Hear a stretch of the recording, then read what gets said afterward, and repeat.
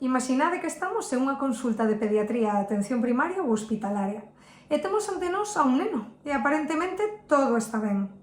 Medra axeitadamente, as súas analíticas están correctas, pero hai algo que se nos escapa.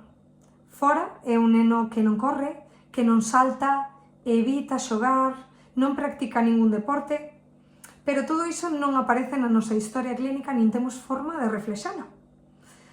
Son Eva Santos, enfermeira de pediatría en atención primaria e investigadora desta universidade. A miña tese trata de contestar unha pregunta moi sinxela. Estámonos olvidando dun pilar fundamental da saúde infantil?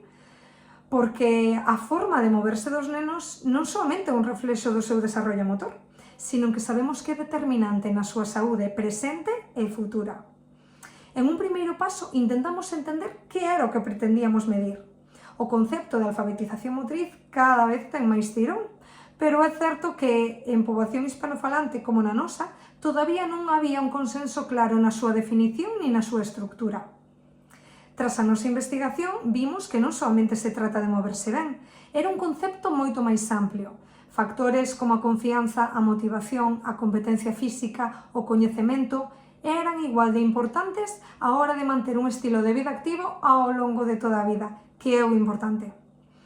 Pero entender non é suficiente, tamén temos que poder medir. Todos sabemos que o que non se mide ni se detecta ni se pode mellorar. Por iso validamos unha ferramenta, Alfamov.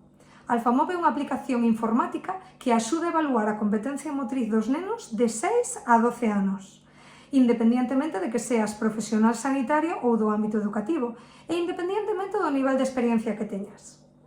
Unha vez que evaluamos os nenos, comparamos esas puntuacións coa súa historia clínica e aquí vai o máis importante.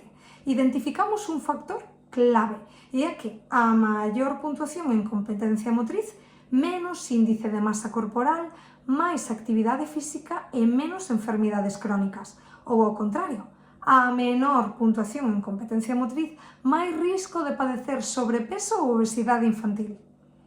Isto cambia totalmente a forma de entender a pediatría, porque é a primeira vez que se xuntan datos do ámbito educativo e do sanitario, e así se identifican perfiles de risco que nos dan marxe para actuar moito antes de que aparezan as enfermidades. Porque se queremos previr non se basa solamente con preguntar ou explorar, temos que ver como se moven os nosos nenos, porque quizáis en ese movimento está a clave da súa saúde futura.